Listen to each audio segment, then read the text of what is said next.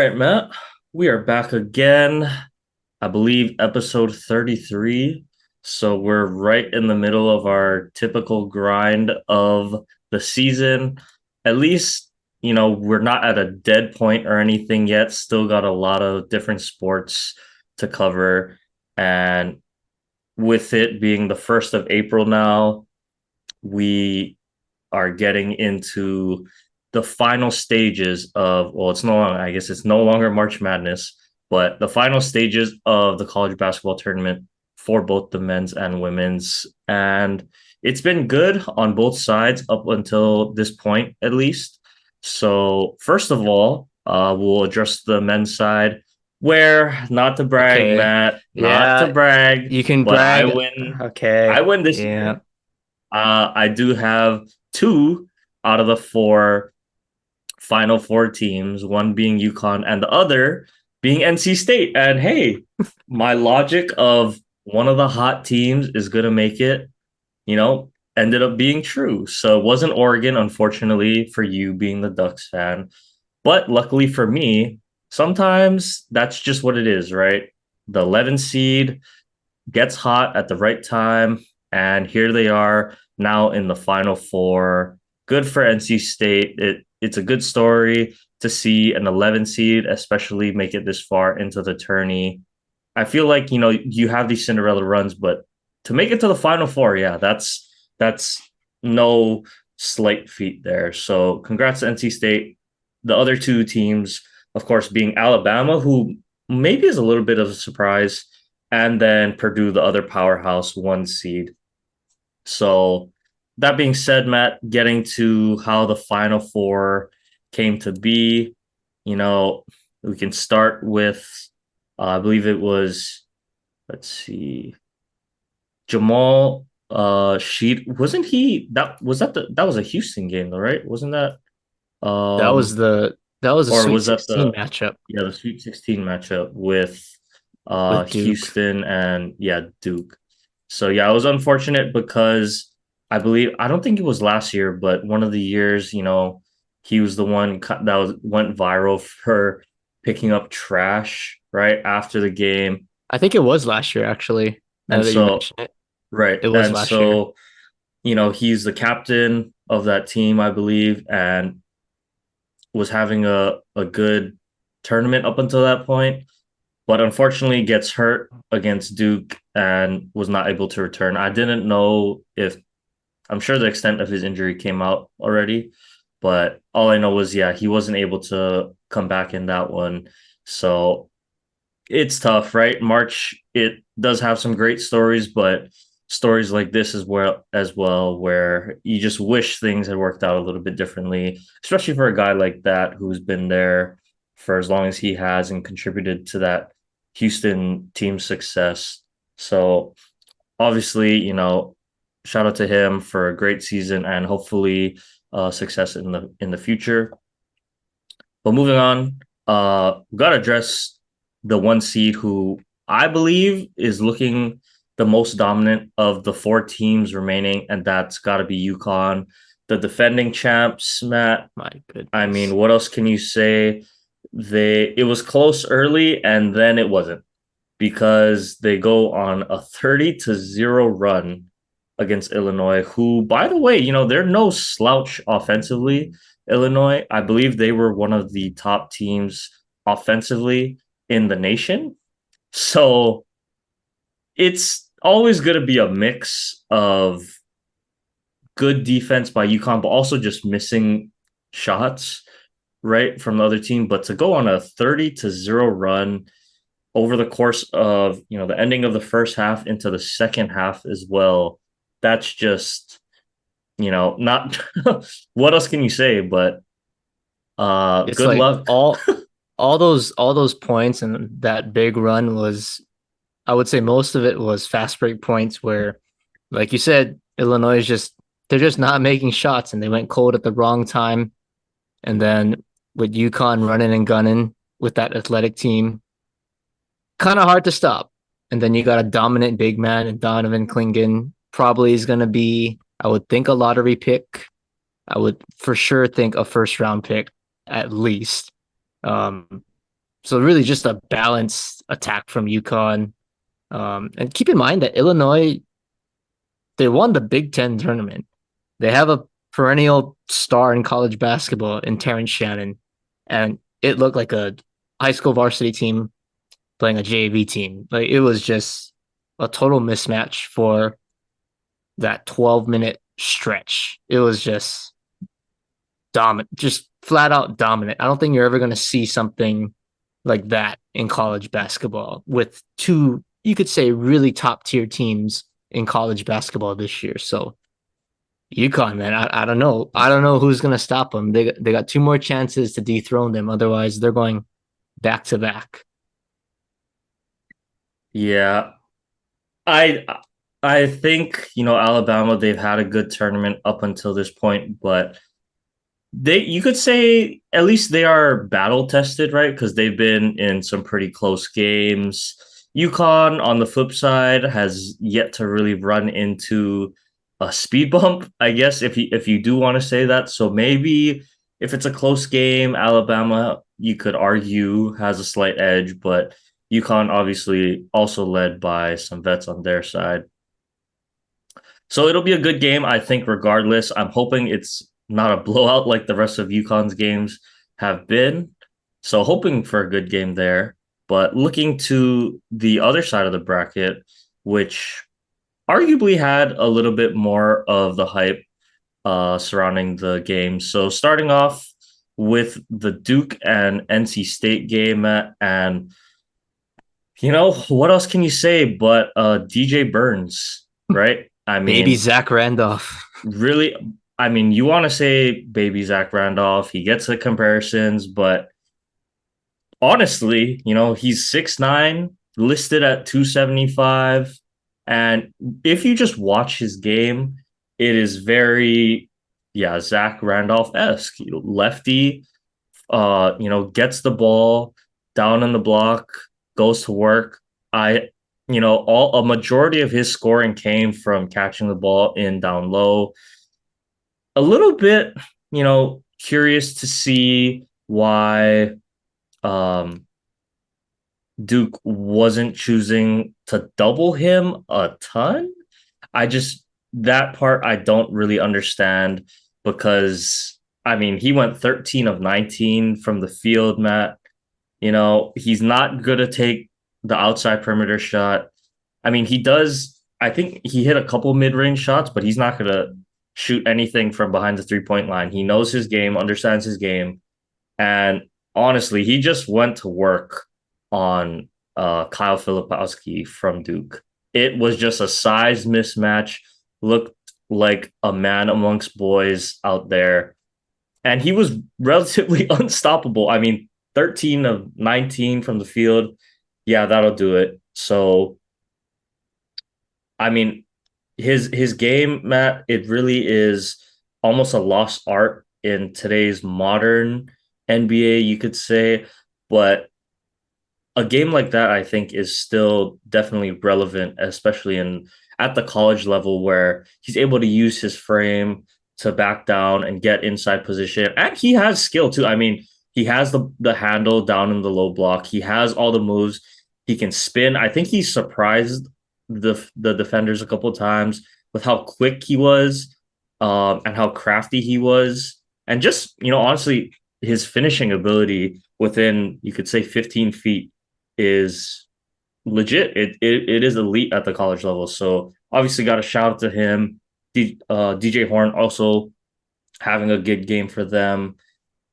He had 20 points. So they did a majority of the scoring. On the flip side, Jared McCain was keeping Duke in it for the most part, I believe.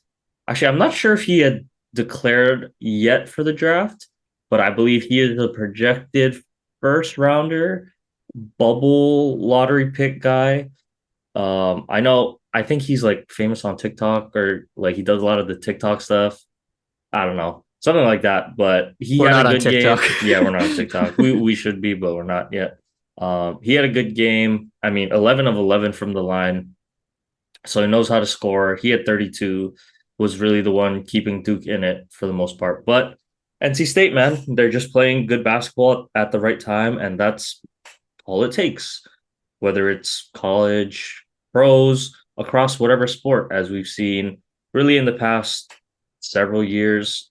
It's not always the top one seed, it's the team that's playing well going into whatever postseason play it is. So, congrats to NC State. They'll be moving on.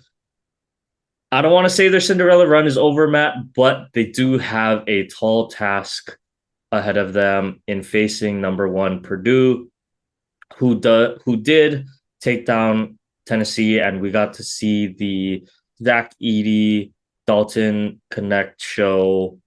You know, not too familiar with Zach Edey's game. Honestly, I know he's a big dude. That's about it. He posted 40 points. I know they like to go to him or not. Dalton Connect, I know he's a little bit more of the he's not really a big man, but he's more of that He's your guard. He's your skilled scorer. guard. Yeah. Scorer. I believe he is also a projected first round pick, something like that. Um Honestly don't know a ton about the draft guys this year. I feel like there's not as much hype around that. But yeah, I mean, it was a good game, and Purdue came out on top. So Matt, just curious, what is your take and kind of preview, I guess, for this Purdue and NC State game that we got? This game, I mean, classic matchup, Elite Eight, obviously the 1 and 2 seeds in the region. So no real upset, right? Best on best, you could say. You got a star player on one team, star player on the other team. So it was a classic college basketball game. And really it just came down to the end. I mean, both teams trading blows back and forth. There was no real team that really separated themselves. But it's the little things at the end that I think makes the huge difference in a lot of these games. And I'll even transition this to the women's games when we talk about that. But when it's close, the guy who made the better plays for his team was Zach Edey. And it wasn't really, him scoring. It was more him controlling the pace of the game, controlling the clock, getting to the foul line. I mean, huge. Like Tennessee, they're playing defense for 29 seconds. They throw it into Zach Edey. He gets fouled with 1 second. So instead of you getting the ball back, you wasted 29 seconds of clock. Zach Edey goes 1 for 2. It was kind of a rinse and repeat. Same thing. Tennessee comes up short on the other end.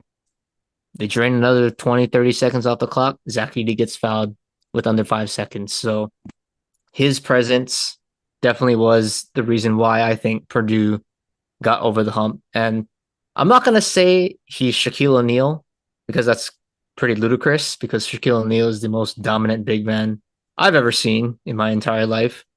But there was that kind of impact I think Zach Edey had really on this game, but also when he was at his height at Purdue these past few years. He can just control the paint like no other. And you even brought it up, right? This game still works in college basketball today. It's not like the NBA where, guys are shooting threes all over the place. Bigs got to be able to shoot threes and space the floor. No, that's not the case in college basketball. If you have a guy that's just bigger than everybody else, that's going to control the tempo of the game. And you're going to see it with North Carolina State. They got a dude like that. Zach Edey is a guy like that. Who would have thought? They're in the Final Four. You got two big guys in the middle clogging up the paint. The rest of the guys, it's like a 4 out or 4 out, 1 in. So I think, looking forward to this matchup, kind of a similar contrast in styles. And it's going to be exciting to see.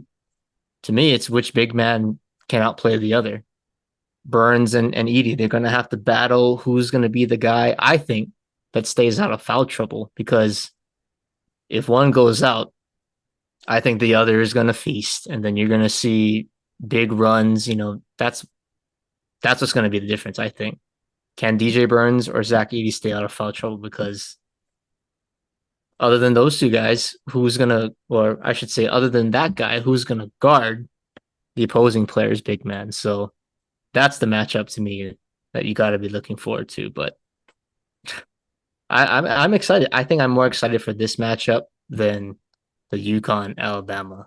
I That think that's that's just my preference, but I think I that's a think I good am matchup. I am too, just because, Purdue, they're trying to shake that whole they're chokers in the tournament narrative, where NC State, they are the Cinderella of this tournament. They are the 11th seed. It is, to me, it is the better story, better game to watch with a little bit more intrigue. Like you said, similar styles. Just to give my quick 2 cents on this, I love the NC State run. I am just worried. I think that their Cinderella run is going to come to an end when they play Purdue, because honestly, DJ Burns, he was able to back down and bully almost everyone he's come into up until this point. Zach Edey, I think he's a little bit of a different story, honestly. I do think Burns will have some success, but I think it's going to be a whole different beast facing a guy that's listed at what, 7'4", 300 pounds. So he's not a Wemby 7'4". He's it's almost like Yao Ming esque That's a seven good comparison, Yao seven Ming. four, right? Although I mean I know he's not as tall, but still, like, he's not some guy you're just going to be able to back down with ease on every possession. That's what I'm trying to say. So I don't know, it'll be interesting to see how NC State can adjust off that. That's just my opinion. I think Purdue's going to come out on top, but I'm hoping NC State pulls off some miracle, but I think it's going to be Purdue You have in to that say NC one. State wins because isn't that what you said in your bracket? You said it's going Yeah, to well, be that's what I UConn want, over NC State. but I You could am be objective. you could be the greatest bracket alive picking UConn and NC State if No, that comes it'll be true. the greatest bracket if not only that, but I get the final score right. That'll be pretty good if I could do that. Okay, then when So you better share the money with everybody because that's ridiculous. yeah, well, I don't at this point. I'll just chime in real quick. I have a 73.6% for my bracket, Matt. I only have 670 points. It's not that many points, How and are you I'm so ranked low and you have two Final Four because teams? the rest of them are so bad. I got so many other ones wrong. That's what I'm saying. My bracket, and I only made one bracket. Like, I literally only have, people make a ton of brackets, right? For each side. I have 1 and 1. So that's all. I did one and that's it. I'm ranked 7 million. So it's nothing great. But yeah, if I get that final score one, or the tiebreaker one, that'll be good. So I have low score. It's actually not that low scoring, but 149 points. I'll say it right now on the pod. So I have proof. 149 UConn over NC State, 149 total points. Just saying that right now. But before we do get off this one, Matt, I don't think we're gonna have too much analysis, but believe we are both picking UConn to win against Alabama. I mean, I think I mean, Alabama how do you has had a good not run. pick Yeah, them? exactly. They just looked too good, too dominant up until this point to not pick them. I will definitely be shocked to see Alabama come out on top, even if it is a close game. I have too much faith in UConn up until this point. So that's what I'm going to roll with for the men's. We'll see how it goes, Matt. We can revisit this obviously next week, but I think it's time to head over to arguably the more exciting tournament thus far, and that is the women's side. So the Stars came out to play, Matt. We'll talk about today's games first, because to me, those, like we said, those are kind of two of the more interesting matchups of the Elite Eight. So first game on the docket was Iowa at LSU. We get the rematch of last year's national championship game, but a little bit different this year as Iowa came out on top, 94 to 87. So another high scoring affair. I believe they had mentioned on the broadcast that Iowa and LSU were two of the top scoring teams in the nation this year. So obviously no surprise there. But getting into the game, Matt, what else can you say but Caitlin Clark? And man, did she come out to play when the lights were on and were shining the brightest. 41 points, 7 rebounds, 12 assists, just ridiculous stuff. 13 of 29 from the field. That number isn't going to amaze you, but 9 of 20. So just under 50% there from three. And if you were watching the game, you were seeing those weren't 20 open threes that she's taking. Not, you know, right off the 3 point line either. They were deep, they were contested, fading to the left. The way she can shoot from that far, fading to the left, Matt, it's kind of insane. But she showed up, she got her revenge from last year. But just getting into, the game itself, I felt like honestly LSU had a little bit of the better, maybe you could say better team individually. That was just kind of the vibe I had gotten. I felt like the athletes on LSU's team were better individually. Like Flaujae Johnson, she is incredibly athletic and skilled. Angel Reese was dominant in that first quarter. I think, we can get to it, but she did tweak her ankle at one point.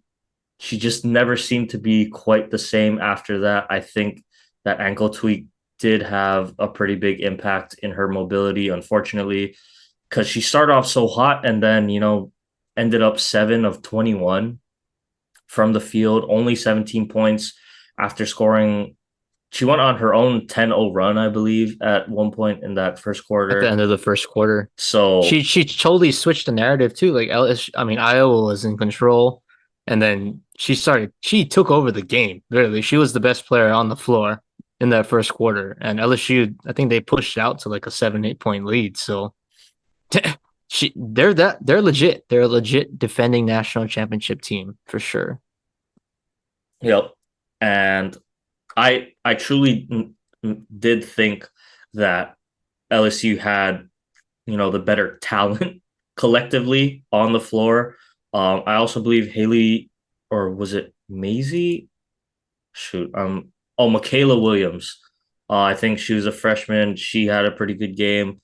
Let's see, Anissa Morrow. Moral. Yeah, she had a good game. So like they had, talent on the floor.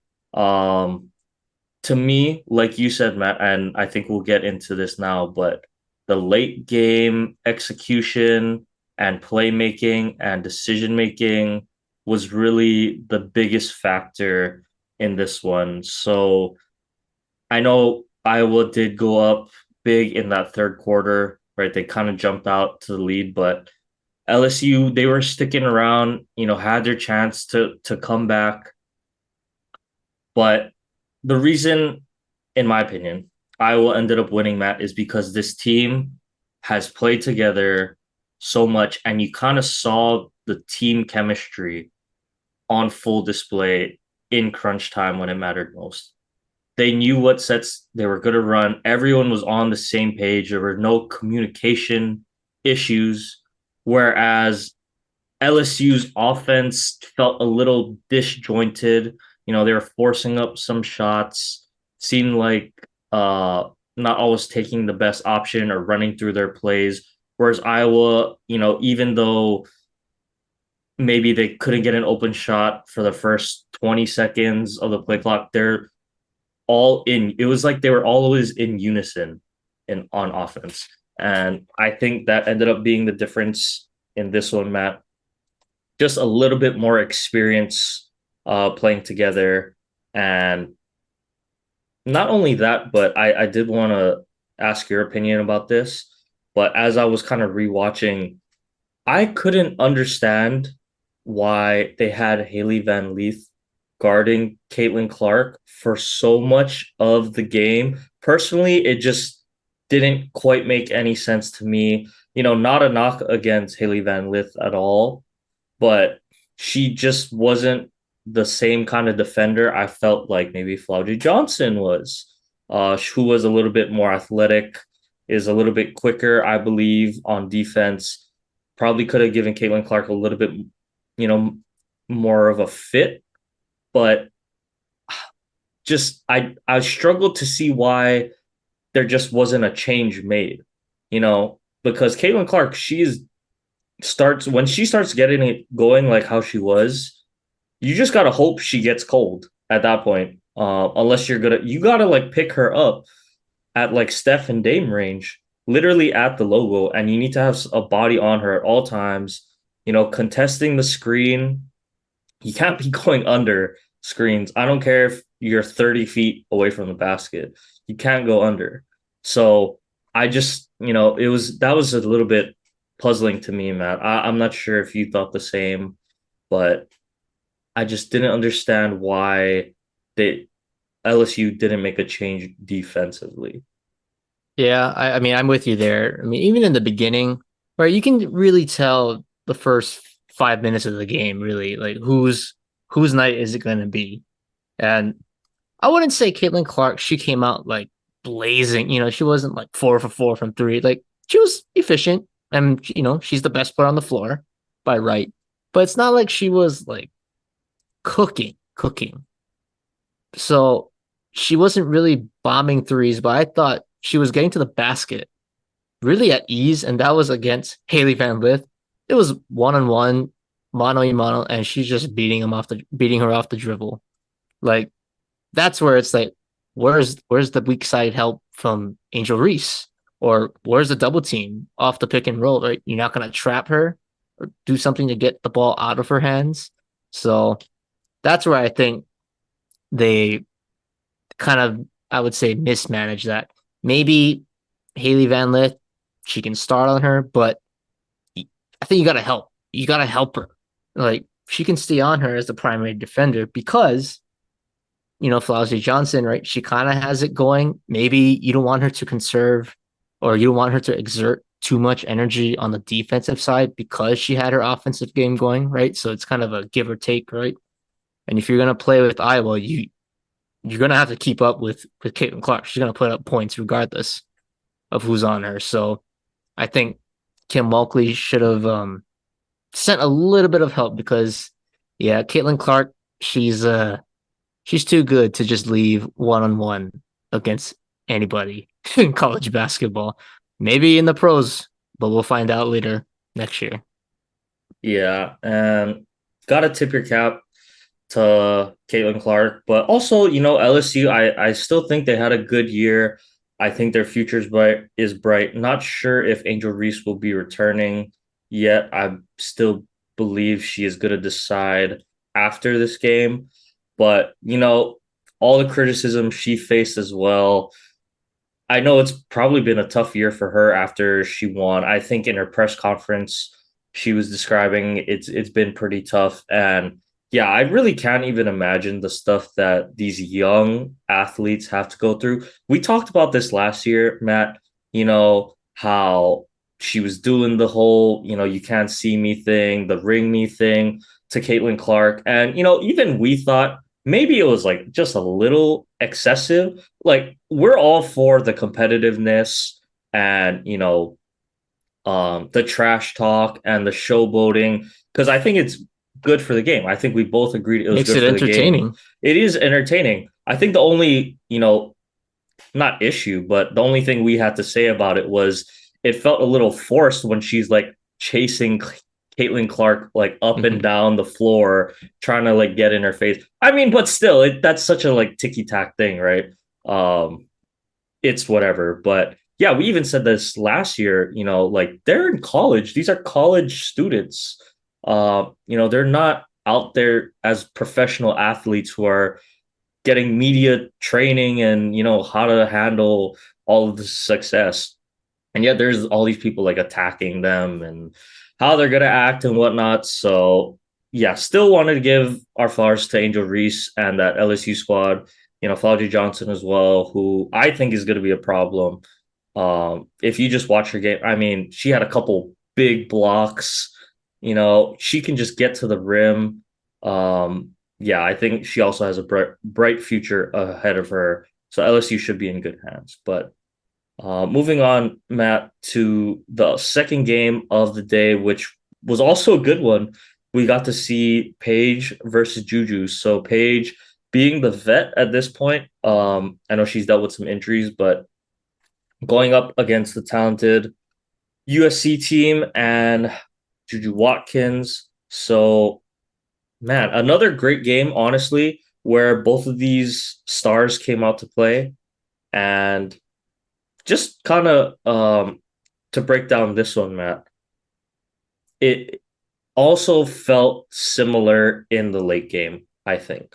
For you kind of felt a little bit of the youth and maybe you could argue inexperience of the USC team versus the Connecticut team, where they missed, I believe, 7 free throws in a row that could have put the game, out of USC's hands and really just put the game away.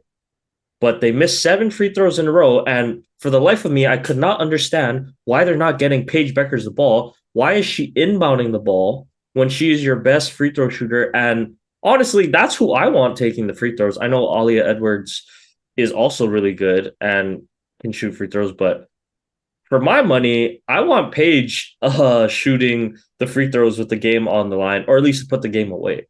So I just didn't understand why they didn't switch sooner because they always had her inbounding the ball. And I'm like, no, stop inbounding the ball, Paige. Go get the ball yourself so they can foul you. That was just driving me insane.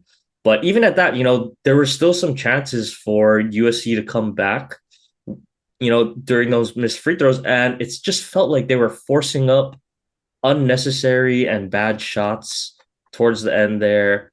Um, that to me was kind of the story of it. But man, I know Caitlin Clark is Caitlin Clark, but man, watching Paige Becker's play is, I think she really could give Caitlin a run for her money, because the one thing in Caitlin Clark's game I think she lacks, and I believe they talked about this on the broadcast, is the intermediate area. So we know she can finish at the rim.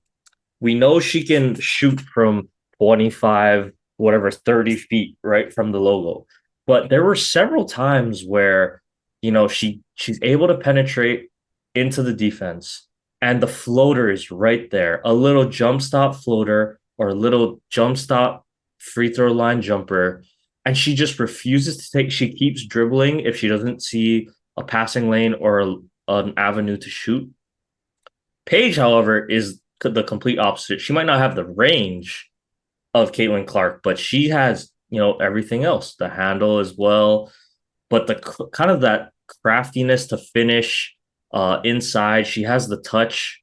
And she can also shoot the three, by the way, too. She just doesn't shoot it at that same clip and distance as Caitlin Clark. But seeing, yeah, Paige operate late in the game, hitting clutch baskets too. That's exactly what you want to see, I think, out of your superstar, Matt. And yeah, got to tip my hat because I really do think if it wasn't for Caitlin Clark this year, Paige would be going number one easily. So I think that's why she's decided to stay until next year, because she will, in my mind, knock on wood, barring an injury, gonna go number one. I think there's no doubt in my mind Paige goes number one. But yeah, Matt, what was your kind of take on this game? I think people forget because of how Caitlin Clark emerged onto the scene this year and from last year that Paige Beckers, she won Player of the Year as a true freshman when she came into UConn. That was before Caitlin Clark was, Caitlin Clark. And then she had the injury, right? So she misses, a whole season. She's coming back from it. It takes a toll on you. And then Caitlin Clark grows her legacy. And you kind of just forget, like, oh yeah, like Paige Beckers, she won a National Player of the Year award as a true freshman. And what better way to do it and to remind the world that, yeah, I'm going to do it against who is going to win this year in JuJu Watkins, who's probably going to be the freshman of the year. Maybe National Player of the Year considerations, probably not because Caitlin Clark should win that award. But Paige Becker, like you said, she's a three-level scorer. I don't want to say like a player comparison, but it's kind of like I see a little bit of Kobe. I see a little bit of like Devin Booker. Yeah, you could maybe say KD, but I don't, not the post game, but more Kobe, like D Book, right? They can get inside the mid range, lethal. They can shoot the three to keep you respectable. So it's like she's a three-level scorer, and that is such a hard thing to guard. And I think, if there is one person that can go mano a mano with Caitlin Clark, it's not Angel Reese, it's not Juju Watkins, it's this girl.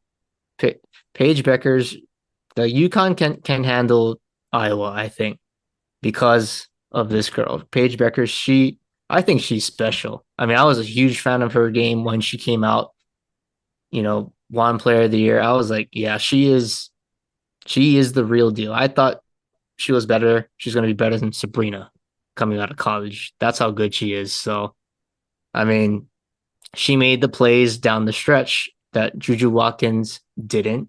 And it's not a knock on Juju Watkins. She's a true freshman. People forget that. She is outstanding. She's going to be so good in college basketball and at the next level whenever she decides. But it's like Paige gets a bucket late in the game, and then Juju's mindset is like, okay, I gotta match her.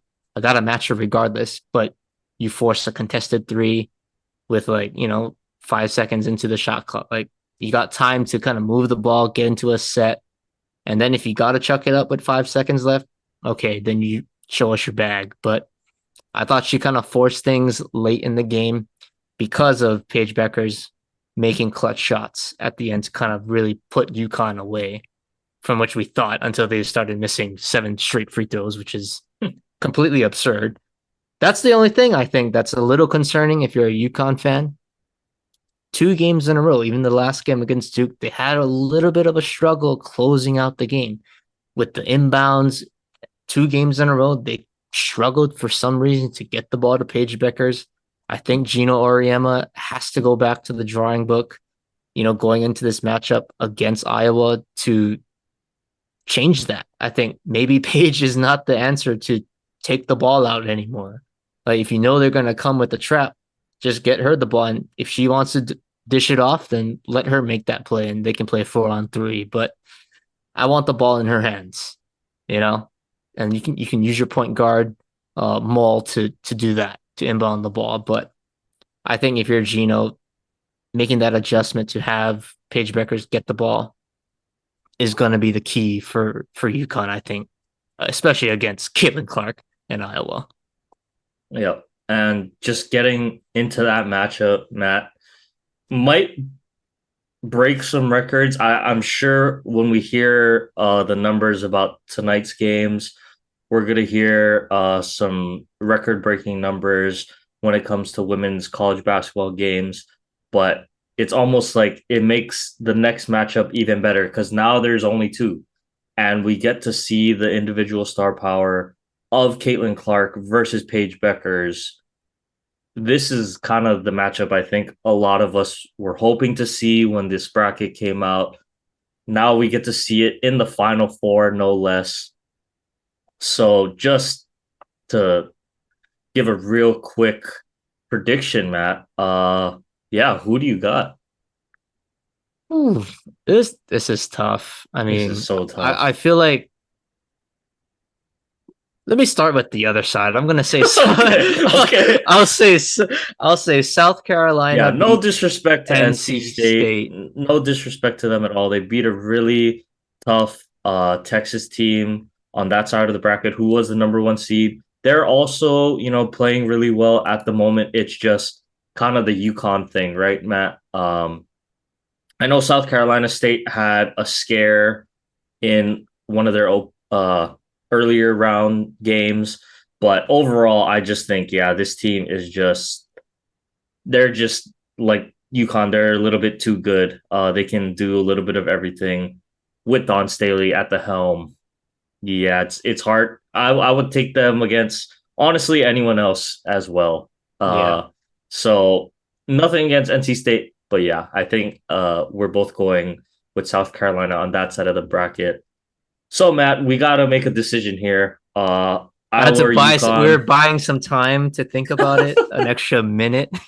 Not like that makes a difference, but I was just delaying the inevitable decision. So if it Okay. helps, Matt, I can go first if you want me to No, go I mean first. I can go first. Okay. I mean, tough. My I'll Yeah, like say instant yeah. gut reaction. You have to pick one. I feel like Iowa is gonna win because there's just something about UConn's ability to close games out that scares me a little bit. And I think that's going to make the huge difference. Iowa, like you mentioned, experienced. They've played with each other for years. They know how to operate.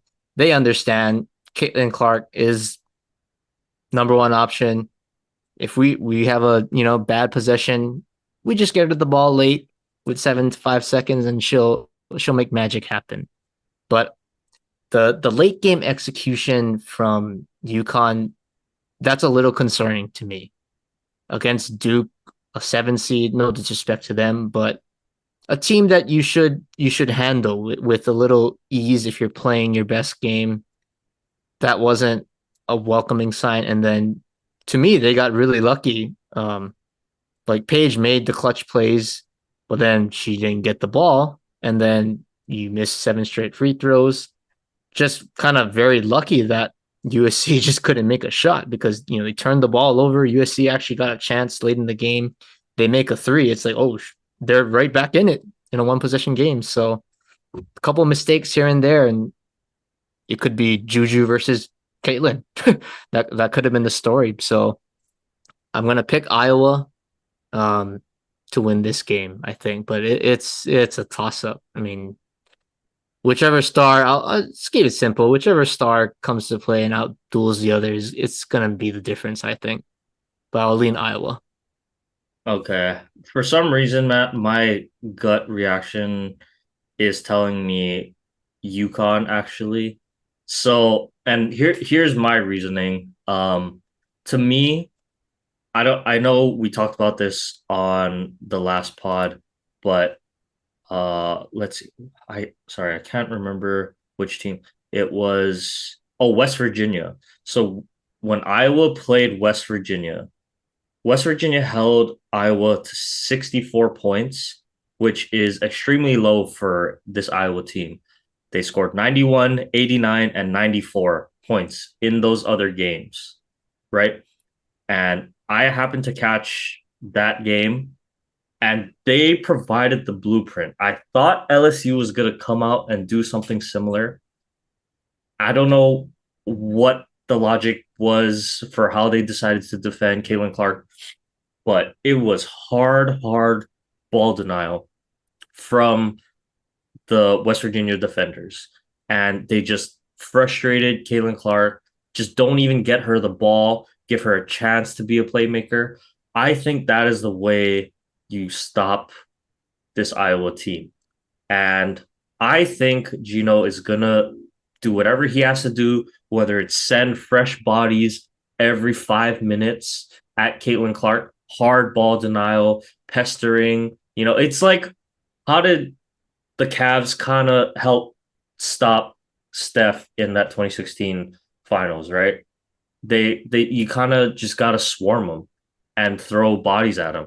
Even going to that 2015 finals, right? I know the Warriors ended up winning, but Matthew Dellavedova was a problem, right? He was a pest. Yeah, exactly. He was a pest, and at that time, Steph was the MVP. It's similar to to Caitlin Clark, I think, where yeah, Caitlin Clark, she has the handle. She's a great shooter, but she's not the most athletic person on the court. You could argue, right? She's not the fastest.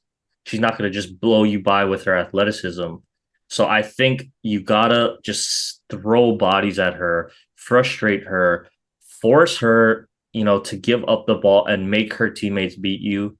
And I think, I do think the rest of the Iowa team is very good too, by the way. But I just think that is going to be the key to get Iowa out of rhythm enough when it counts.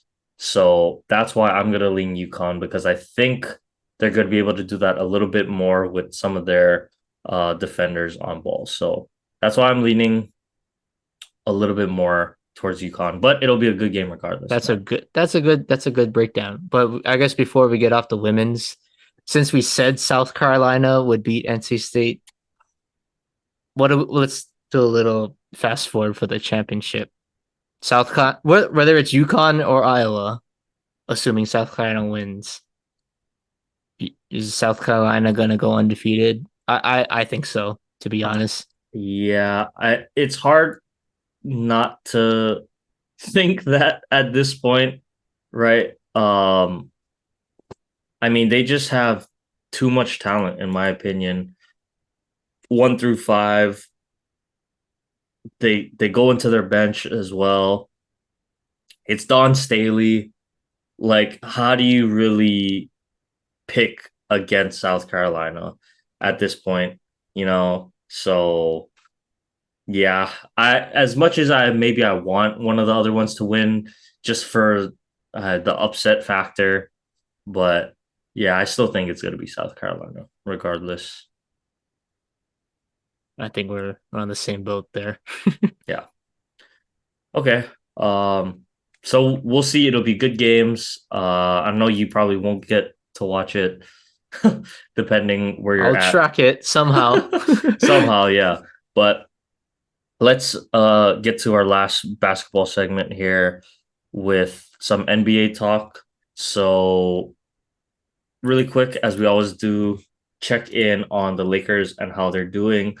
And, since we last talked, I believe we had not discussed the Bucks game, right? I think that Bucks game was the next I think it was day. a Tuesday. Yep.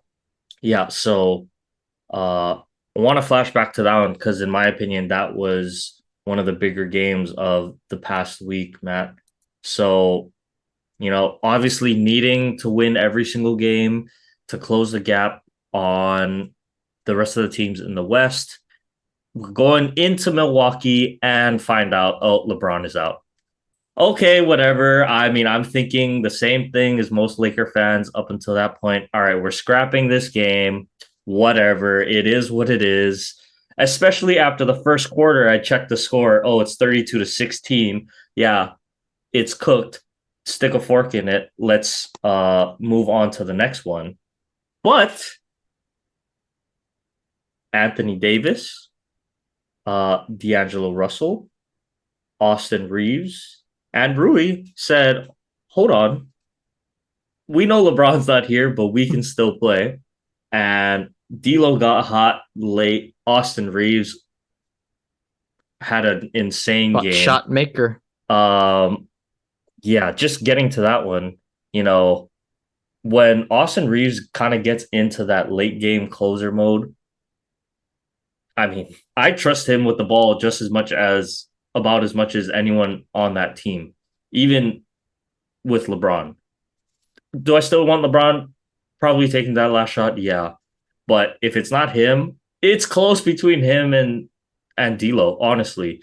And if Austin Reeves, he just has something, and I don't want to say like his aura or whatever, but he just has that feeling when you're watching him that, yeah, when he gets hot late in the game, I would definitely trust him taking the open shot. So it was a great game for them to pull off that win without LeBron, Matt.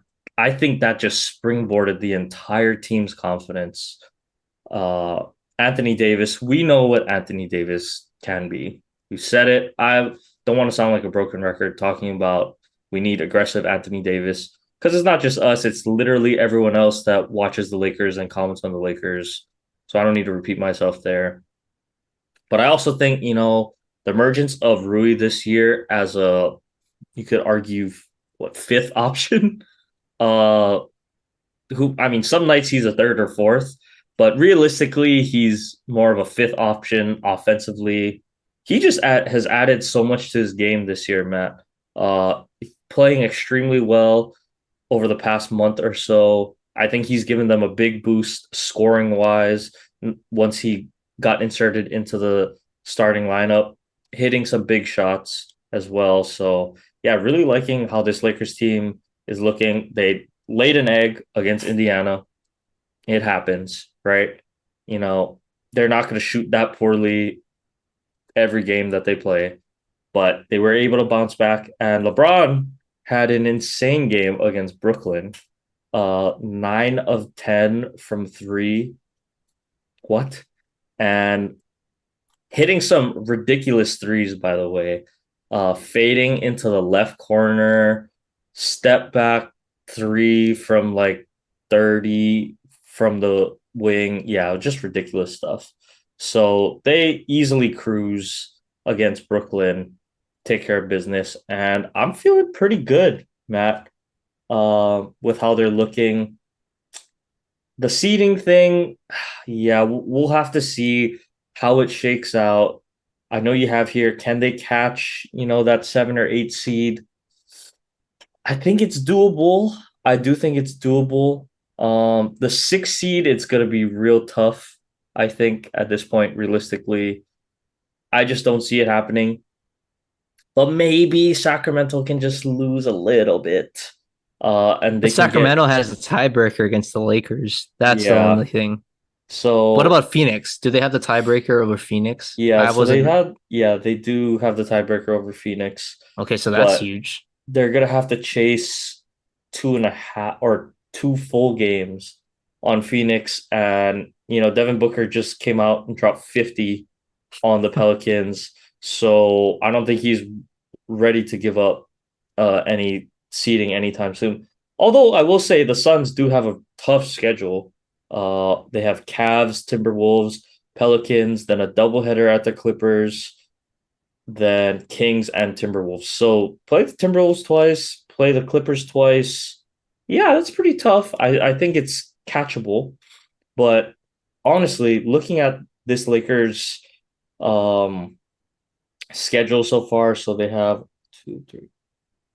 7 games left. I think they can go, let's say 5-2.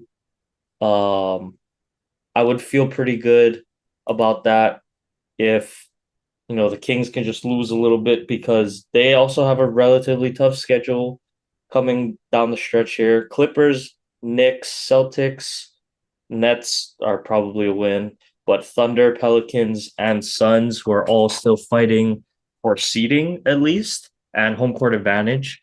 So not like those teams are taking any games off. I'm just hoping for a cold streak from the Kings, Matt.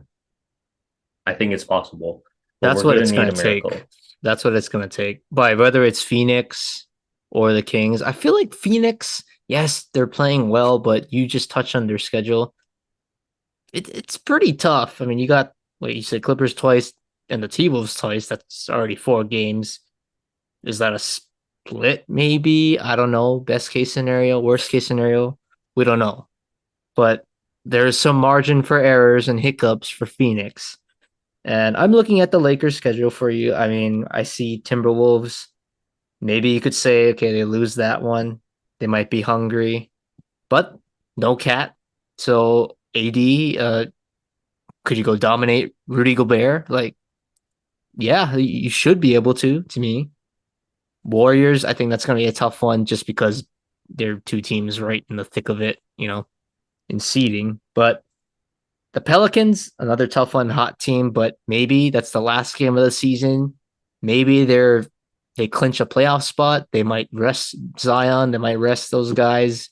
So maybe that's a winnable game. So maybe if you drop 2 games and then the Suns have a couple hiccups here and there, it's still open. I give you guys like a 20% chance, honestly. Best case scenario to I think it's get gonna up come down one to the seed. Kings. I think the Kings, yeah, just need to You go think the ice same, the cold. Kings? Yeah. Well, actually, I want to ask you this though, because you were talking about this to me on Twitter about the Lakers seeding. So you sent me that tweet about Nick Wright saying the Lakers should want the Nuggets in the Hmm. first round. Do you have a change of heart after seeing that tweet? Well, yeah, I mean, because Nick Wright's logic was you're gonna want to play Denver, when you can get the most rest. And I can see that making sense. The only thing that I'm maybe not hesitant about, but I'm kind of praying that Denver gets knocked off before they get, to the conference finals. Is that going to happen? Yeah, I don't know. But I'm thinking maybe, there's a little bit more wear and tear on the Nuggets as well. Maybe that has a little bit of something to do with it.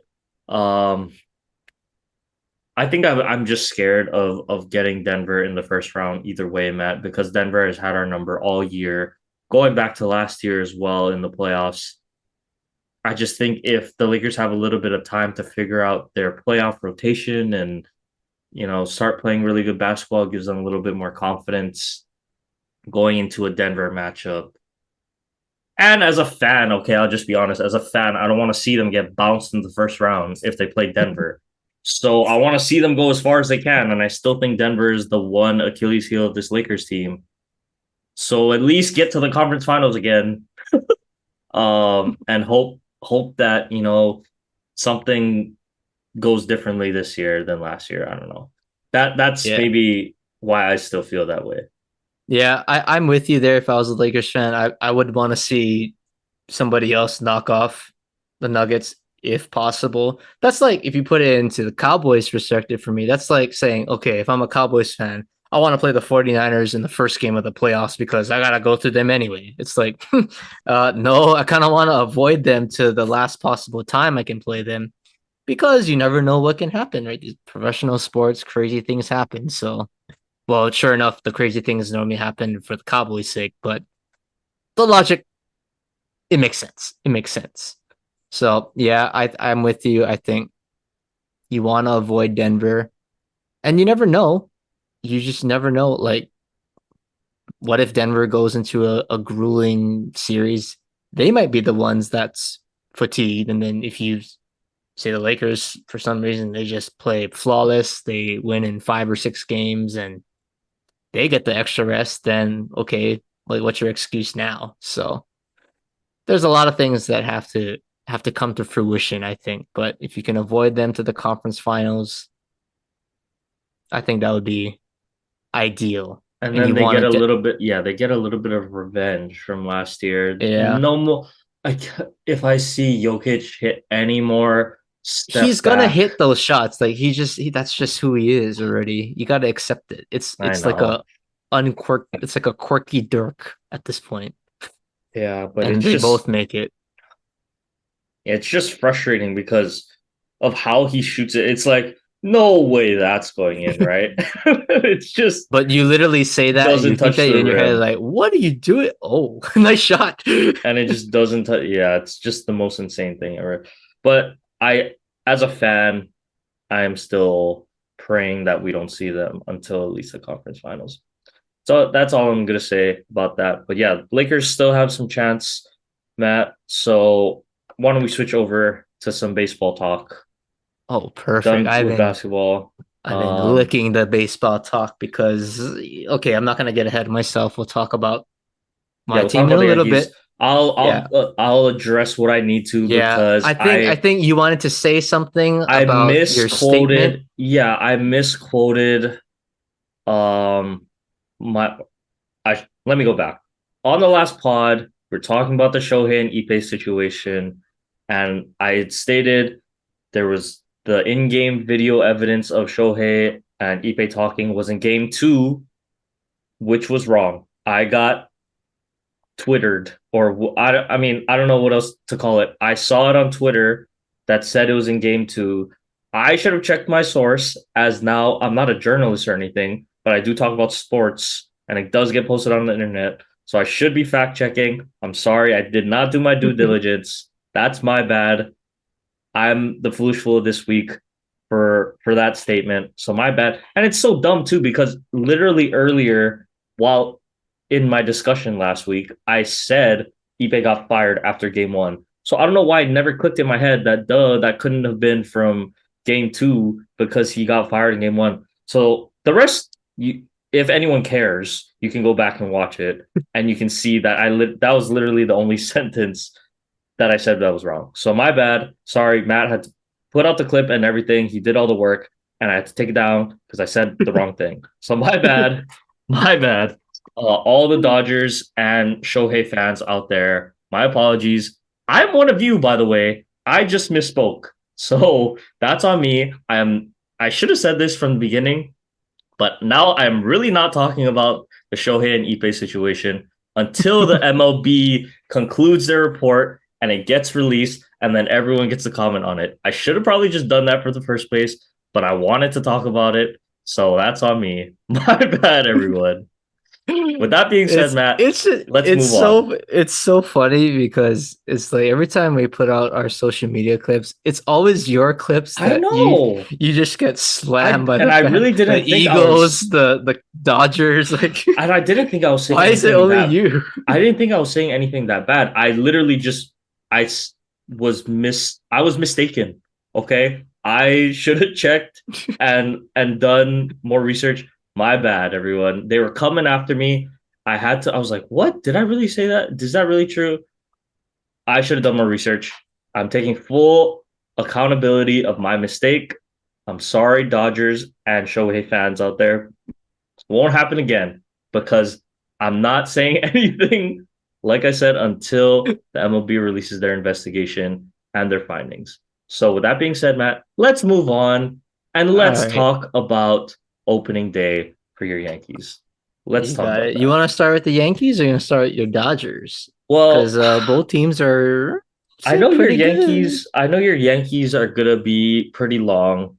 Um, so if you want, I can start first and then let you just kind of give your whole excitement about the Yankees. Maybe that's a little bit better. So transitioning out of the Shohei thing, like I said, into the Dodgers now. Yeah, so far it has been so good. We only have well, we technically have two losses on the season, right? But 5-2, we're looking pretty good, I would say, Matt. That Cardinal series, what else can you say but Mookie is a different beast. Your MVP pick is looking outstanding so far. If we had to give a 1 week MVP out, he's definitely the MVP. I would say. I mean, he already has 4 home runs in 7 games to start the year. He's hitting over 500. His slugging is at 1,200 right now. So yeah, he's just playing out of his mind like he was at the end of last season, Matt. It's just carrying over at this point. Obviously, we know he's gonna cool down at some point. But yeah, to start the year, what else can you say about that?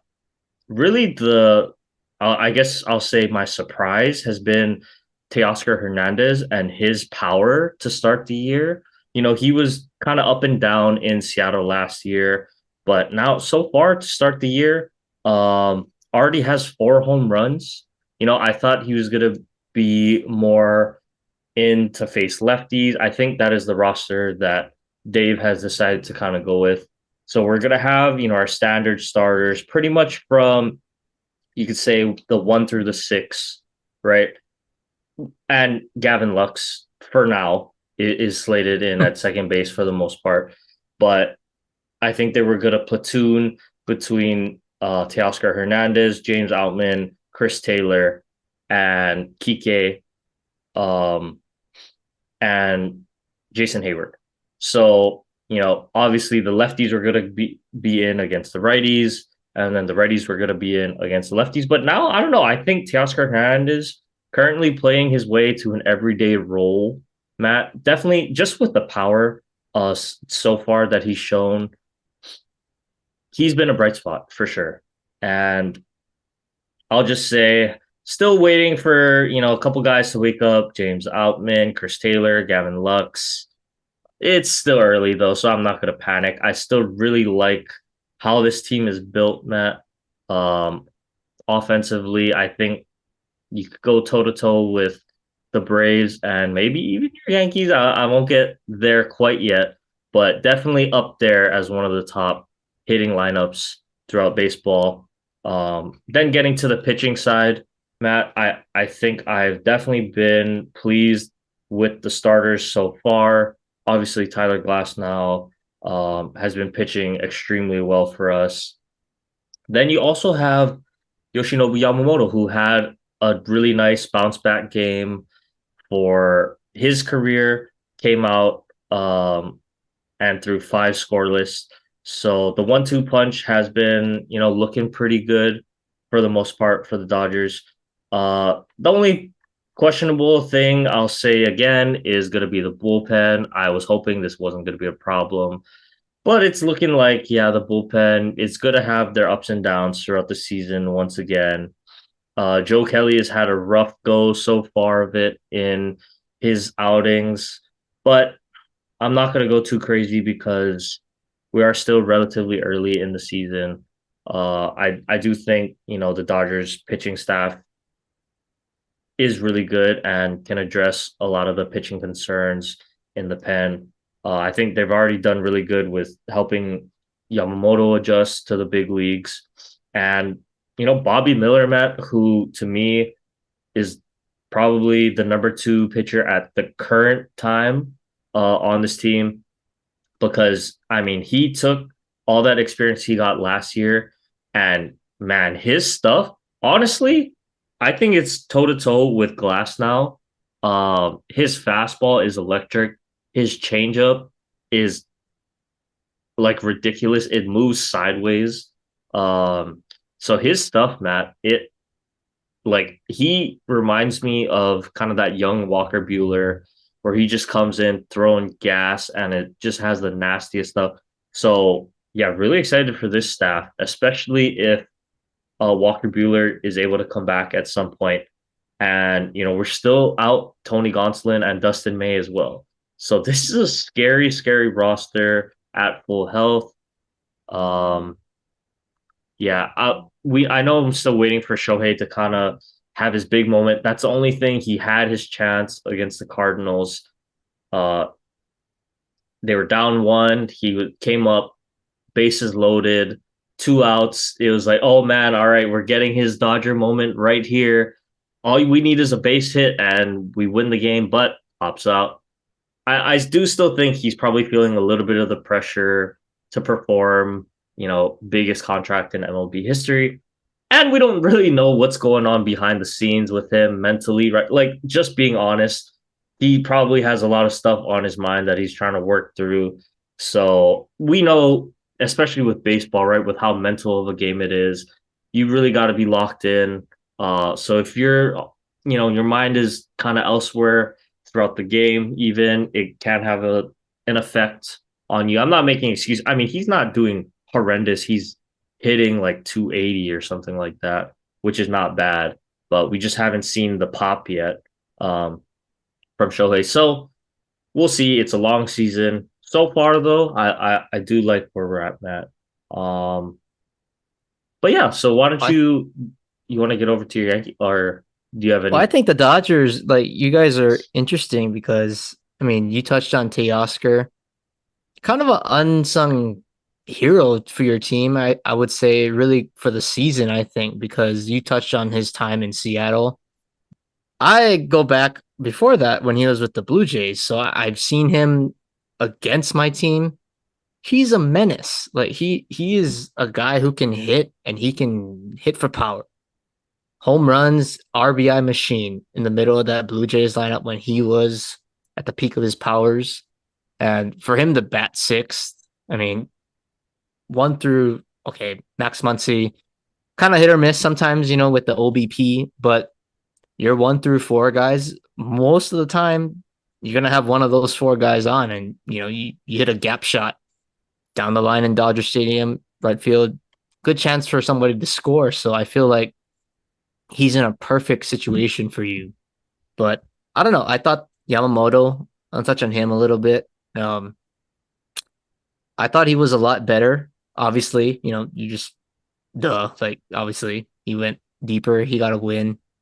But I think you should be encouraged because the walks.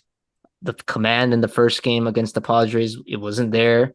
Very erratic. Maybe it's, first game nerves, Korea series, you got the solo spotlight. This is their first time the world is watching you, right? So I don't know if that's a first time mulligan, but he looked great.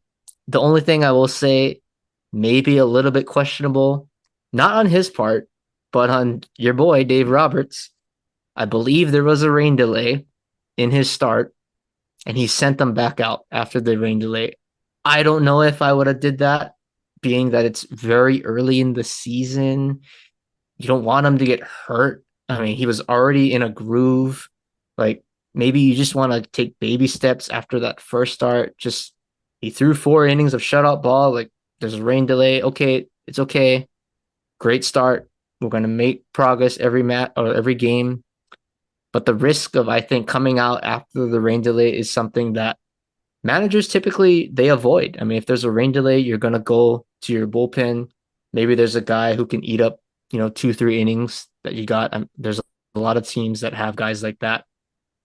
I just don't agree with sending him back out in that situation after the rain delay. I don't know if you have any thoughts on that. If Yeah, I you have a mean, preference. I would. That's so tough because I do want him to get, experience, and getting maybe your first win is a big deal, right? For your psyche, your confidence moving forward. So it is good to see that. But I can also see, like you said, we're young into the season. He's 25 years old, signed it was a 10-year contract, right? So he's going to be a valuable asset for us for a long time. I do get, to me, it's a coin flip. Either way, I wouldn't probably have had a problem with it. But I am glad that he was able to go out there after sitting, still pitch another inning, scoreless inning, and come out with the win. So yeah, I guess the based on the outcome, it was the right move. You could argue, right? The ends justified the means in this case, but yeah, I would say I'm pretty happy with how everything turned out.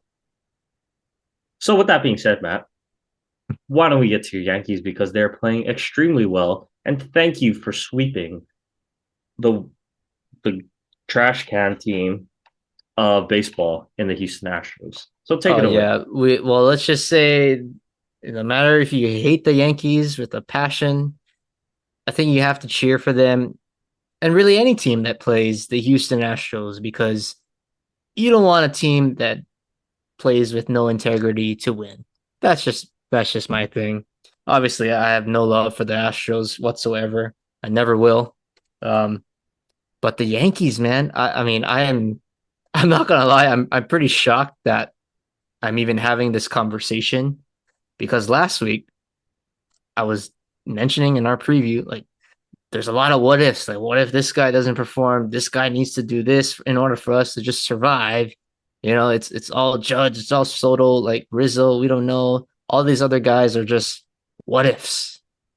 But 5 game sample size, there's still ways to go. But this team just gives a different energy. And it starts with the first game, game one, opening day. It's like, okay, the first half of the game, I was texting Wade. I was like, God damn it, this is literally the same thing that we were dealing with last year. We Nestor struggles right out of the gate. The Astros blitz us. We're down 4-0 or 4-0. We have our chances with runners in scoring position.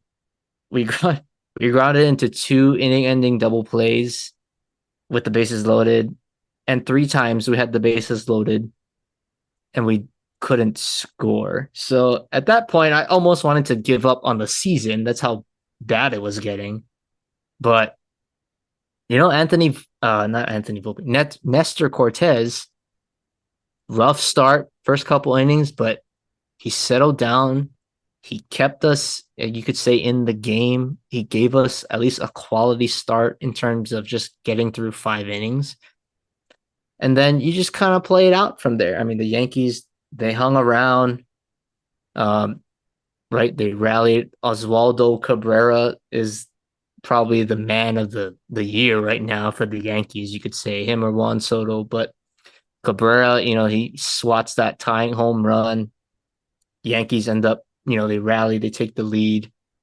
And then, Mr. Soto, not on the offensive side, really, that game, you could say, but throwing out Mauricio Dubon at the plate to end the game, which was just flat out insane. I was just screaming off the top of my lungs. I was so happy. It was just great.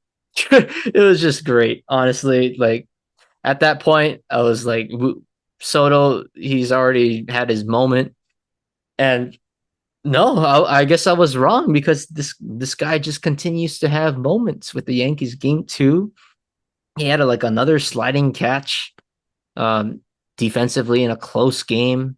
Yankees down again. They come back.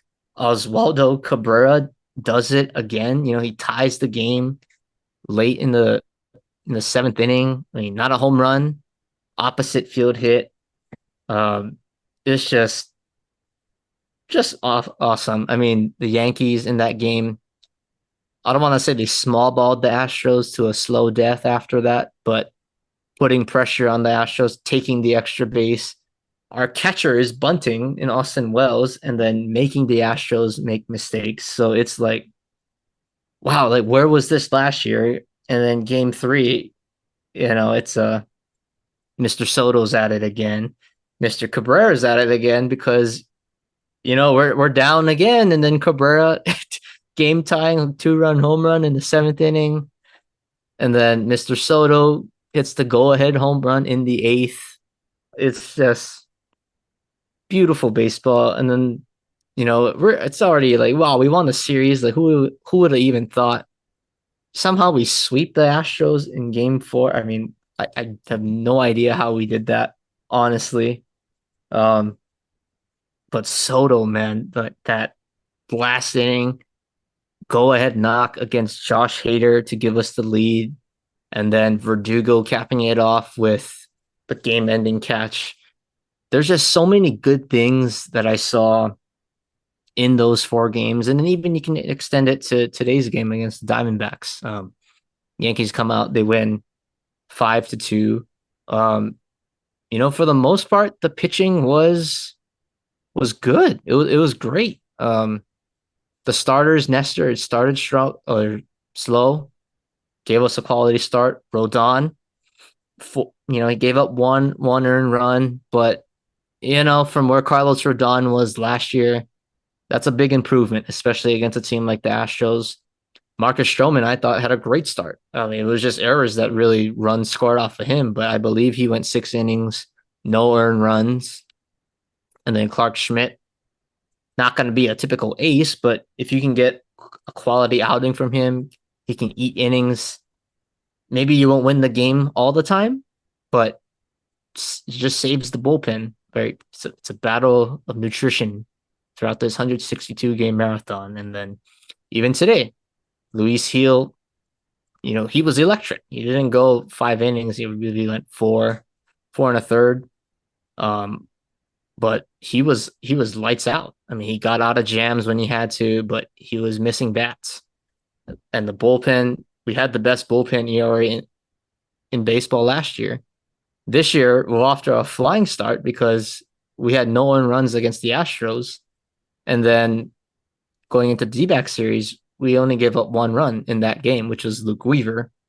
But he was a long inning relief guy coming after Heel. So I kind of expected him to give up a run at some point, but to limit the damage to one against a good Arizona Diamondbacks team, great to see. But I just think this Yankees team, after 5 games, you can see the impact that these new guys are having. I feel like Juan Soto, Alex Verdugo, the culture is so different. I mean, they're laying out for balls in the outfield. Verdugo, like he made a couple of ridiculous catches out there that it's like, wow, that's what it's like to have an outfielder out there make plays because we got IKF out there playing center field for us last year. Like, all the best to him, being from Hawaii, but I'm a Yankees fan first and then a Hawaii fan second. I'm sorry.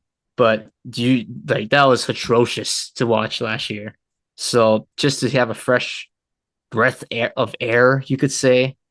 But the culture, it's so different. The defense, I mean, John Birdie comes over in a trade the day before opening day. We think he's gonna start, and then Oswaldo does what he does, so he doesn't even get to play until I believe game three. But he has a moment. Like he comes in, the bat wasn't there, but makes a game-saving play at third base in the bottom of the ninth inning, robs Altuve of a game-winning double, gets an out, and then the rest is history from there. So just so many things that we're seeing from this team, and it really embodies the dogs mentality that Alex Verdugo said. Like they're dogs. Like they're just gonna grind it out. Um, we're down in 3 games to start against the Astros. No fear. We got Oswaldo Cabrera, coming in the clutch, and then Juan Soto to piggyback off of that. And it's like we're doing all this without Aaron Judge. I'll be honest, he looks pretty terrible at the plate, but I don't think anybody in Yankee land is really worried about Aaron Judge. I mean, he's proven at this point, so it's only a matter of time before he gets going. But if this was last year's team, he would have to be Superman for us to just tread water. But the fact that he's getting help from his supporting cast, you could say it's a good thing for him. I think it'll hopefully help him relax, play a little more free. He doesn't always have to hit home runs.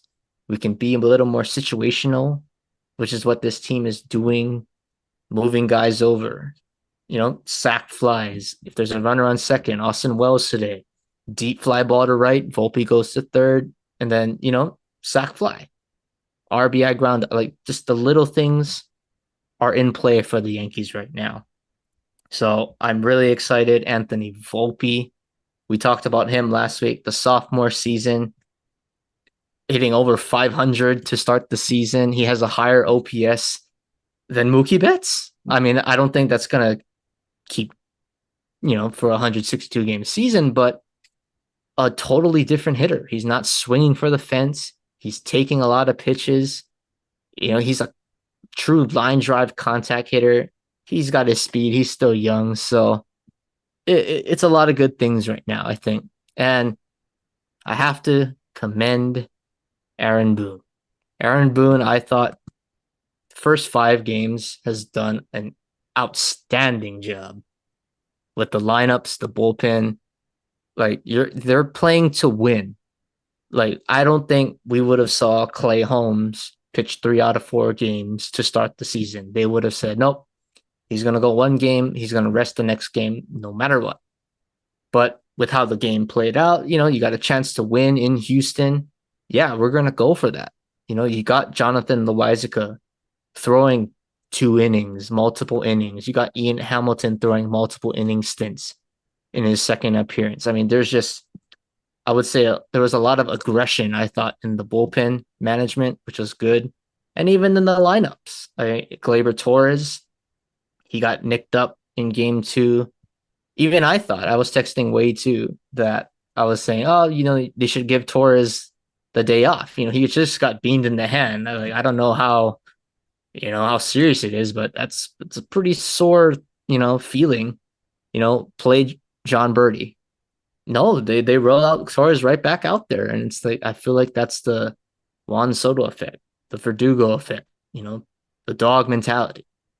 Boone, he's making adjustments on the fly, telling the reporters, oh, we're gonna start John Birdie game 3 for sure. Oswaldo has a big game again. He's in the lineup the next day, right? It's not like he's sticking to the script. He's pivoting at the right time. So it's 5 games. I'm not going to overreact and say we're going to the World Series just yet. But if we play like this, no doubt in my mind, we will be in the playoffs and we have a shot because we got the cavalry coming back. And Garrett Cole, Jason Dominguez, trade deadline, DJ LeMahieu, guys are going to come back. So with that, I don't know how long that was, but I don't want to get too hyped, but it's a great, great start. And hopefully we can continue this, throughout the year and throughout our off season, because it's a big roller coaster for me when it comes to the Yankees. At least your Yeah. Dodgers are a little more consistent. The Yankees Yeah, aren't. usually. They got the peaks and the valleys. Like I think when they're good, they're it'll be really good. fun. I'll definitely be watching a little bit more of the regular season this year, I think, just because of the names and the lineup and what it means. But before we do get off the Yankees, Matt, real quick, I just want to say, and I don't want to jinx anything, okay, for you guys, but it's kind of reminding me, and it's not exactly the same, but we're only 5 games in. You know my saying, right? But what you said about the rest of the guys stepping up right now, I think it's huge for this Yankees team because looking at this team thus far, like you said, Matt, Aaron Judge has not really been a factor thus far. Glaber, he's not hitting for a high average right now. Even Verdugo, who is a known high 200s bat, right, is not there yet. Stanton, you're gonna take what you can get with Stanton, right? Yeah, I already know what to He's expect your from Matt him. Muncy, honestly, Yeah, of that team. So I know what that feeling is like. And even Rizzo, who before his the neck right last year a was one of the concussion. best hitters in baseball. He's still not picked it up yet. So I just think it's incredibly encouraging to see Anthony Volpe, Oswaldo Cabrera, and of course Juan Soto. Like those three guys, the fact that it's those three guys, Matt, to me, should just give all the more faith to this Yankees team because you got the newcomer who has all the hype, and then you get the two homegrown rookies that had their ups and downs the past year, right? And for them to come out and start like this, I just think it's going to be huge for this team if they can, stay at this level of play until they get fully healthy. This might be I'm already getting vibes, Matt, of this Yankees team being a little bit different from the ones we've seen in several years. Kind of like the Cowboys of last season. I didn't want to say that, Oh, but I jeez. didn't want to say that. But you know how we had talked, right, about last year with the Cowboys, how that team to me felt different because they had everything working. It was both sides of the ball, yada, yada. We know how it ended, so I don't want to bring that up. But I'm just saying this Yankees team is giving me a similar feeling in that it's not one that's gonna sputter out or we're gonna be blaming Cashman or blaming Boone. This feels like a legit team. If the pitching, to me, weirdly, if the pitching can catch up to the bats, moving forward with Garrett Cole coming back, hopefully healthy, and hopefully Carlos Rodon, has a better year than he did last year. I really think this is a scary team um, in the AL. So yeah, I'd be feeling pretty good, Matt, if I was you. So that's all I wanted to say about that. Okay. Yeah. I mean, it's opening day, opening week, Yeah, right? so I don't want to We overreact, don't obviously. we're not gonna 5 games overreact. or set what 7 games? 7 for me, five Yeah. for you. So Yeah. We're not gonna overreact on our teams, but maybe we can do a little overreaction on maybe the rest of the league in our opinion. But was there any opening day like overreactions that you could possibly buy? And I'll give an example. It's like I watched Shota Imanaga pitch today. He looked pretty disgusting. Yes, it's the Rockies. I don't want to jump to conclusions, but with him and Bobby Miller, your guy, it's not you're not talking, this is me talking. outside candidates, maybe Cy Young winners right there. You're looking at possibly. Is that crazy to think after one start? Maybe more for me, more Bobby Miller, just how I was gonna say, of a power pitcher he looks like. I He think, was electric. I think this is gonna be a huge breakout year for Bobby Miller. I don't know if he has a realistic shot at the Cy Young because we've seen with Dodgers pitchers in the past when they have a talented rotation, it does hurt a little bit, you know, but I do think weirdly, if there's one Cy Young candidate right now that I put money on as a Dodger, it's not Glass now. It's not Yamamoto. Yeah, it would be Bobby Miller because he had the electric stuff as a rookie, but to come, and go through what he went through, especially in that rough playoff game that he had against Arizona, it just looks like he's locked in and he's developed more pitches or he spent more time on his breaking stuff, which I think is going to be scary for the rest of the league. And yeah, Matt, really giving me vibes of that young Walker Bueller mentality and pitching style. He just has like a little bit of a swag to him as well. So he's my definitely outside contender for Cy Young. I wouldn't put it past him to, have an outstanding year. If he can keep his ERA under 3 as well, I really think he has a chance because we love strikeouts, right? Strikeouts are a big thing we love to talk about. We love to talk about that uh just as much as like the whip, right? With pitchers and all this stuff. But if he keeps his ERA under 3, 11 strikeouts in his debut. I mean, yeah, No I think walks. that's pretty good. No walks.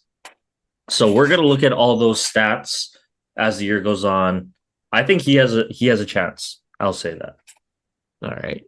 And then I think after, well, we're recording on April 1st, but as of today, there's I believe, let's see, Yankees, Tigers, Pirates, and the Brewers. So four teams undefeated.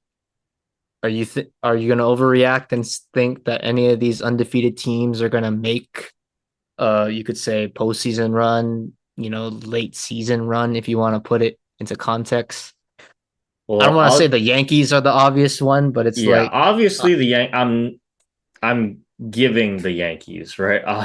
I'll just say that. I think yeah, the Yankees are gonna make it. Matt, I have full faith. So outside of them, Matt, I have a weird, sneaky feeling about Detroit this year. I don't know if you feel the same way, but I have Tarek Skubble as Tariq my Skubal, yeah. as my outside Cy Young candidate, right? And honestly, it's more to do with the division than anything else. The AL Central, arguably one of the weakest, if not the weakest division in baseball, going from last year, at least record wise. And they kind of loaded up with some guys. I mean, they got Kenta Maeda, who is a quality arm in the middle of their rotation, Jack Flaherty. And, they have the young studs, if you want to say, right? Spencer Torkelson, who was one of the hyped up prospects. I mean, they have Javi Baez, who has a name. I know he hasn't been performing He was opening day necessarily. eighth batter. That's Yeah, insane. so yeah, so that's I mean, obviously a little bit concerning, but Riley Green is a guy I really, really like. He's really young as well, only 24. So this team, I think they can be sneakily good, and I think they have a legit chance to win their division. So I'm going with the Tigers. Yeah, I would agree with you on that one. Well, obviously the Yankees, but I feel like the Brewers, I think, don't really sleep on them. They've always had good pitching for some reason. It's like even when Josh Hader, it's like, who is this guy coming up? Like wow, he's so good. And then he turns into, being one of, if not the best reliever in baseball.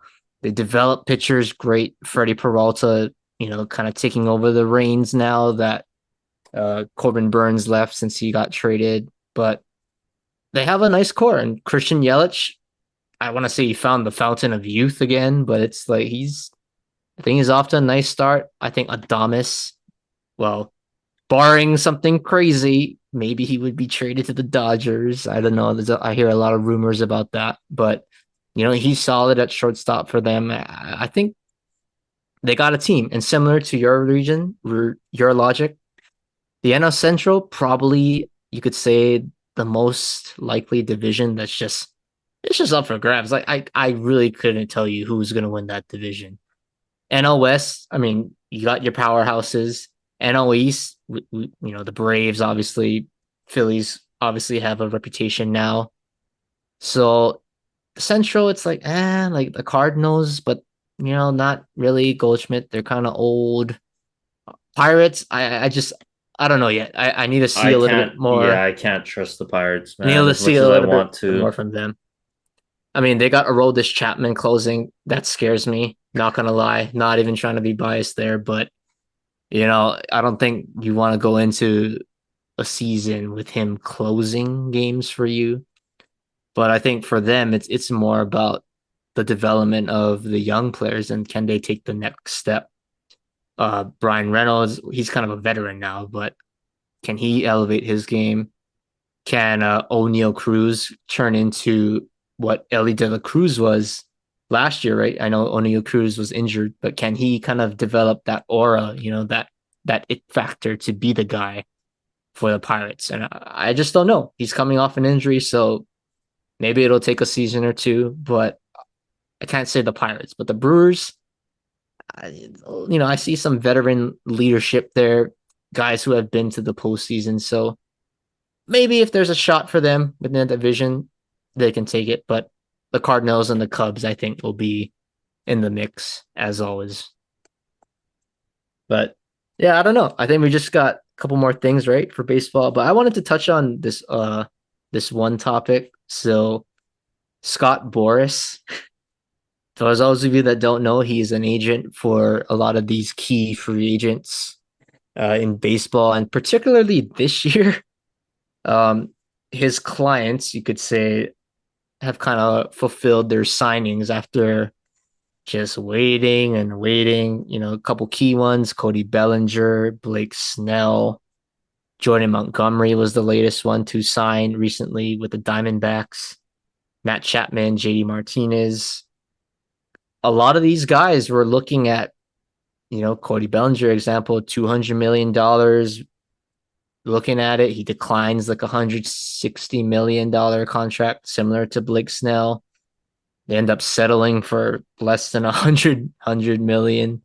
I mean, I don't know if you have an opinion on this, but is there a free agent signing out of that group that really you thought just fumbled the bag?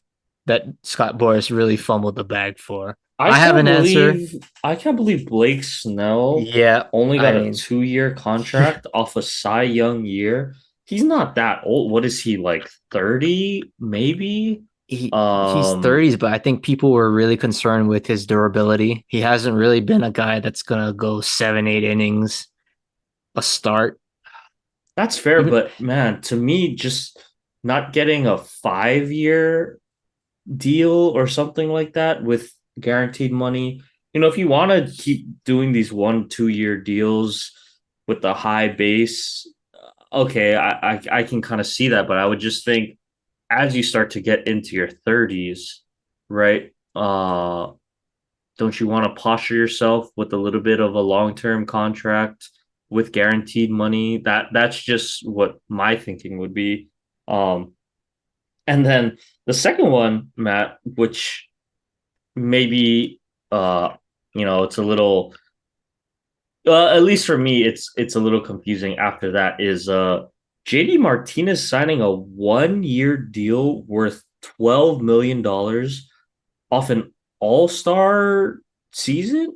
Like are I just that is kind of baffling to me, Matt. I mean, he had 30 home runs, 100 RBIs, hit 270 for the Dodgers, who, were the top team in baseball.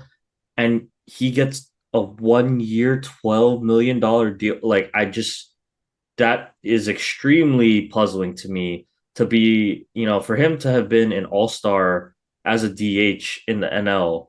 I don't understand how that was his market value. Um, I probably could have lived with the Dodgers not bringing him back because they got Shohei, obviously. But hey, $12 million 1 year. Like we signed Teoscar for 20 plus. You know, um, and he wasn't nearly as productive as JD was in the middle of the lineup last year. So I'm just completely confused by that as well. Yeah, I mean, I'm with you on the Blake Snell one because the Yankees actually they're the only team that offered him a pretty sizable contract. I think the Yankees offered about six, I think it was 6 years, 150 maybe, and he declined it, or 160, and he declined it. And then they just hit a dry spell of no offers. Oh, we're starting spring training, no offers. We're middle of spring training, no offers. It's like, what's going on? And then end of spring training, oh, yep, Giants, 2 years, 62 million. It's like, I don't know. I mean, I feel like, yeah, I don't want to say it reminds me of like a Dennis Schroeder situation, but it's like, it's like you had the offer there, like 150 million. You're going to the New York Yankees. I don't know if people diss the Yankees because it's the Yankee brand. I don't know. But you had a chance to go to the Yankees, a team that's relatively gonna be competitive. How do you pass that down? You're pitching with Garrett Cole. You're pitching with, you could say, Carlos Rodon, Nestor Cortez. You got Aaron Judge and Juan Soto at the time. So it's like, I don't know. It was like a perfect situation for both sides, and I don't understand what the need for to exceed that option is because that would have been his contract probably for the rest of his career, and he could have just lived with that. I don't think Blake Snell was going to be pitching, no offense, but with the way that he's going, he's not going to be a guy like Justin Verlander or Max Scherzer pitching into his 40s. Like some guys just take care of their body a little bit better, or they just have a little luck on their side. And I don't think Blake Snell has that luxury. So I thought he had it there, or I should say they had it there and they didn't take it. But the other one I would say is Jordan Montgomery coming off a World Series championship. And we saw him, he was you could say, ace with him and Evaldi, however you want to put it. But he was dominant. He was dominant for their whole run. Ever since he was at Texas, he was just a totally different pitcher. I thought. Um, but you come off a successful postseason run. Normally, if you succeed in the postseason, you get rewarded because that's like the biggest moment. A young pitcher, like 1 year deal. So now you just gotta, you basically wasted that year because, now you gotta do it all over again. And it's like, well, people are going to expect more from you because, well, you just showed us you could win a World Series and be a number one, number two peak at your peak. So what's the hold up there? So yeah, I think for me it's Snell and Montgomery that really Scott Boras, bro, you fumbled that bag so hard. And I don't know, next year Juan Soto is a client, so it'll be interesting. It'll be interesting. But I don't know, I think that's pretty good on baseball, right? For opening week. Yeah. This is a Yeah, pretty long pod. I think we can wrap it there. We'll just get to our usual segments to close us out, Matt, so you can give our foolish fool of the week. All right. Well, you already named one of the foolish I fools. know I'm You're one. gonna give I'll yourself claim that it. one. I'll claim it. But our unofficial one, you could say, I'm gonna go with This is more for a media one, but I'm gonna go with Skip Bayless and Cam Newton, both of them. So for people that need some background context on this, Cam Newton and Skip Bayless have been going at it on Twitter, taking jabs at each other. Um, Skip has always been a guy who's not afraid to speak his mind. He challenged Cam Newton to he said he could beat Cam Newton in a 3-point contest.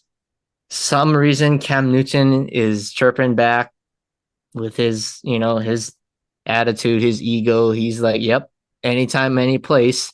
And then I see this video from Skip Bayless's pod, him in the gym he's shooting threes. It's like, oh my goodness, like you guys are clowns. Like, Man, I I'm mean, pretty sure the undisputed like ratings need some help they need, after. yeah. So you gotta do what you gotta do, man. Like, I don't know if he's doing that. Like you said, I know undisputed is not at the peak like how it was with Skip and Shannon, but when I saw the whole Skip Bayless thing and I saw the video of him shooting 3-pointers, I was like, what is this thing? If anything, at least do a shoot off with like Stephen A, like I know they don't have total beef, but hey, that would be good for the ratings. You guys can both pull in viewers, help each other out. But Skip Bayless, Cam Newton, you guys are the foolish fools of the week. That's fair. Yeah, and as far as the state of the 808 goes, Matt, I don't really have a ton to go off of. This is not good news per se, but I'll say Isaiah Kiner-Falefa was involved in a no-hitter today, and he did pitch. So how about I'll leave it at IKF, that. the ace. I'll leave it at that. Yeah, so we had so much topics we didn't even get to the Astros throwing a no-hitter today against the Blue Jays. We don't like to talk about good Yeah. things Hey, that the they're Astros all do, I guess. upset So because they got swept by the Yankees.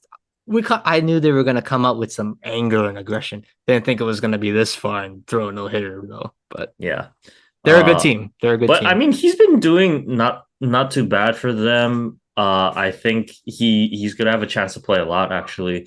But yeah, so far the Jays not starting off how I think they wanted to. So yeah, good for you. But yeah, Matt. That's it for my state of the 808. So why don't you give us our sports fact of the day? All right, we're recording on April Fool's Day, but we'll go back to 2016, where the Golden State Warriors, their record of 54 home wins in a row came to an end with 109-106 defeat against the Boston Celtics. That loss was the first at the time since January of 2015, which is pretty insane. That's over a calendar year at home without losing a game. And we all know that year 73 win team goes on to potentially be the greatest team of all time, except they just came up one game short in the NBA Finals to LeBron James and the Cleveland Cavaliers. So that's our sports fact of the day. The good old Dynasty Warriors dominating the league. Yeah. Well, let's hope that the dynasty is officially over. Yep. Um, but anyway, Matt, yeah, it was a good pod, long one. We had a lot to talk about.